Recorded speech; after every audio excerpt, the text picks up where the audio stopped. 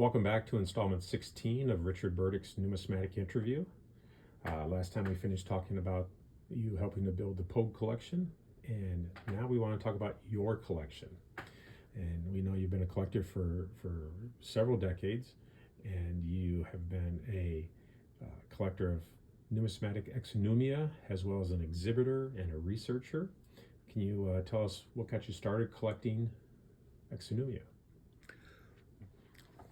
Well, as time goes by, the prices of coins increase, and it gets to a point, unless you have unlimited resources, that you get kind of shut out if you're trying to collect the real high-end quality.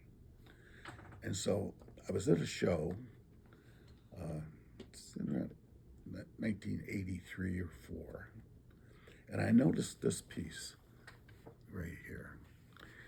Jonathan Kern owned it, and it was most interesting. I had no idea what it was. I don't think Jonathan did either, but we both knew it was something very, very special. It was made out of, I think, 1624 Austrian thaler. And somebody went to great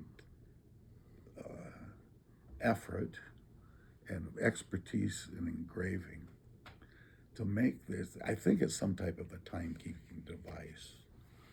And the arm on there, if you look close, it's shaped like a bird. In fact, it has a little piece that folds up. There's a moving part that I presume is the wing of the bird. And it rotates 360 degrees all the way around. There's a number of different numbers and letters. Those letters are actually represent the months of the year. And somehow, I don't know exactly how to use it. It's some type of an early timekeeping device. And it really caught my attention. So I acquired it from Jonathan. And I started looking more for unusual items. And then I ran into, I think it's a shooting award from Kentucky. Somebody won a target shooting event.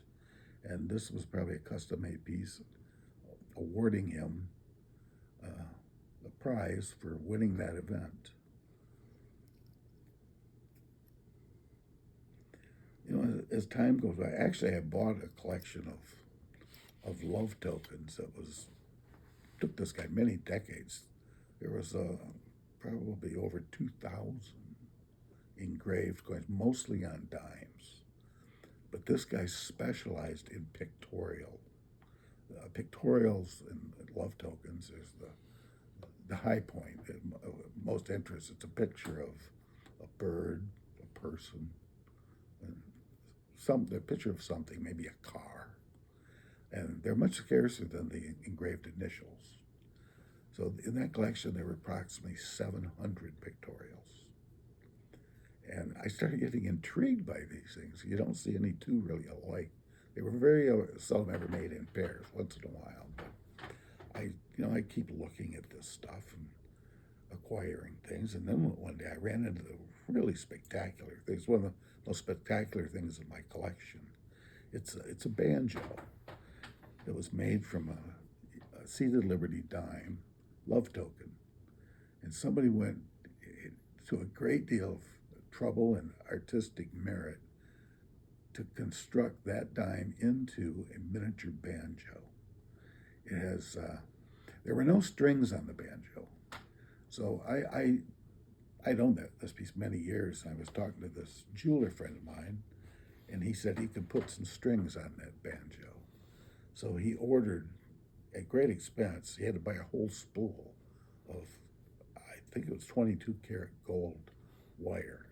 And I had to buy the whole spool because he had no use for it. And he put those strings on there, which really set this piece off. And when I've exhibited my collection, that's one of the most popular pieces in the whole collection, is that little banjo. Now, more recently, you've had your entire collection photographed. Is that correct?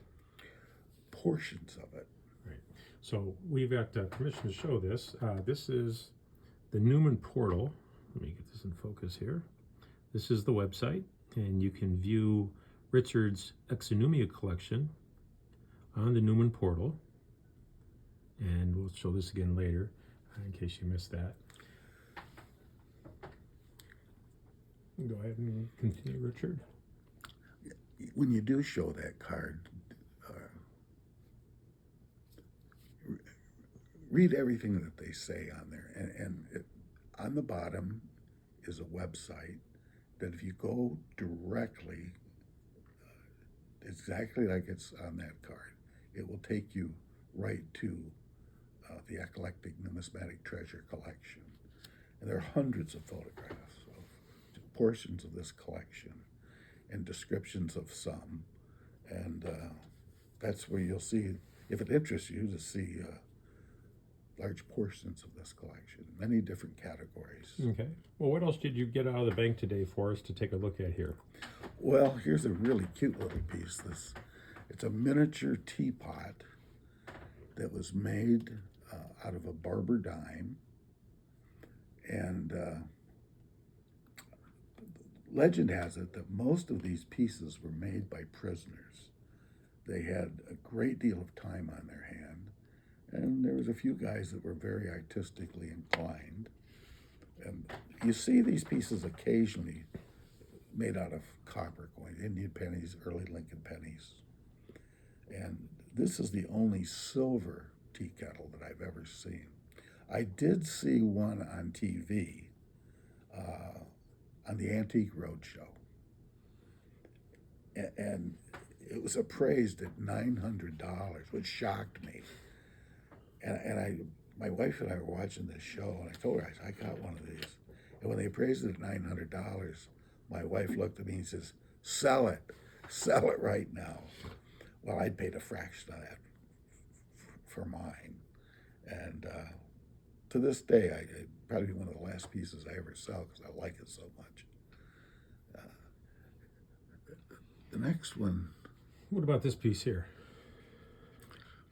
Okay, this is a fabulous, one of the finest engraved coins I've ever seen. And it happens to be of a ship, which I'm extremely fond of, tri-masted sailing ships that were, used around the world for centuries. And the quality of this one is just amazing. And it has a history because we know, I think it's done on a French 5 franc. Yep. And what is the history on that? You've got it right there. So the ship burned in a harbor in Italy in November 12th, 1793, and this is the conflagration. So it's engraved on the sides, and the name of the ship is Conflagration. And the port that it burned at was entering the port of Portofino in Italy. It's a very, very old port that was being used back in the Roman times, actually. But this is a documented piece commemorating that event. Do you remember where you got that?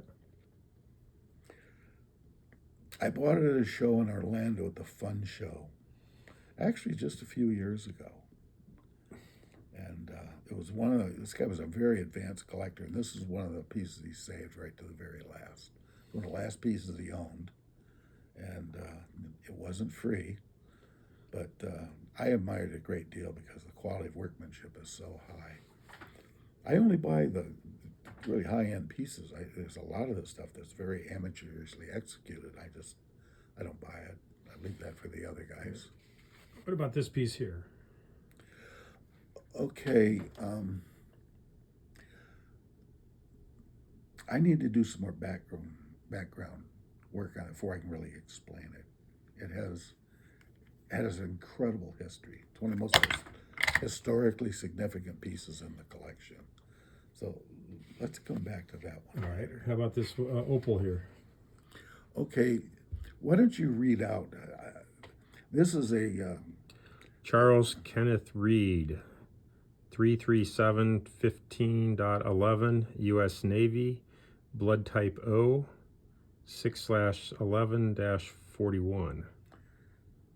On a 1942 Australia florin. The unusual thing about this one is it has a fire opal in the center. I've never seen another love token. This is in the love token category. I've seen them with emeralds, diamonds, rubies. I've never seen one with an opal. Well, the opals come from Australia. Exactly, and that it makes sense why they would use a fire opal, because the guy was apparently from Australia, used an Australian coin.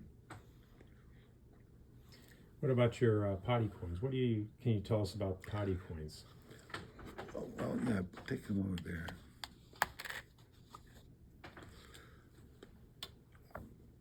There's no real written history of these things, but they usually are done very, very poor quality. And I never cared about them until I individually picked these pieces up. And I bought them because the quality that was crafted into these, I mean, it had to be a real artisan that could make some of this quality. So I acquired these one by one, built a little typeset of quarter, half dollar, and dollar. These are the best ones I've ever seen. And those are the only ones that I have. Once you got the best, I forget the rest. That has been one of my mottos throughout my collecting career years. Okay. So do you just collect things made out of coins, or do you collect other type of replicas on coins? Like, what is this piece? I make up one thing that's nice about Exonumia is you can make up your own rules as you go along. What about this piece here? It looks like it has some gold coins on the top of this box. Well, it says right on the box what it is. Gold coin chewing tobacco? Yes. They were quite famous. They made a number of different things to hold tobacco in. So you could roll your own cigarettes or pipe tobacco. These are very unusual, quite scarce pieces. I don't see them around. But here's another one. It's got gold coin on it.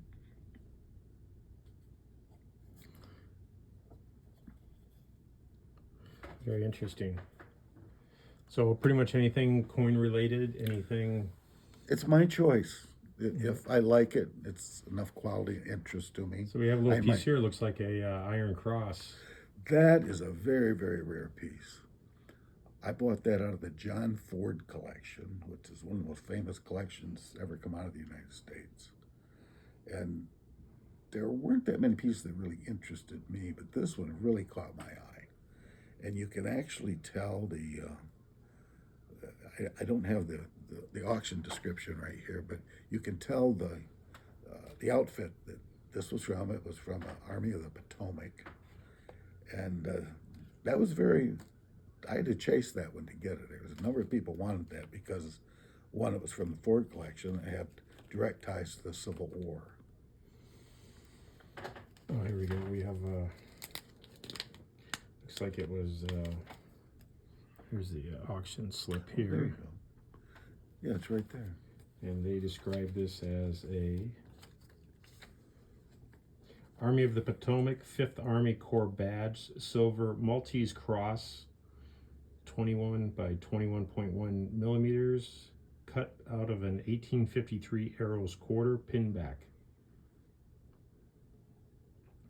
Cross arm space is filled with engraved arrowhead, horse head, square, and spade symbols.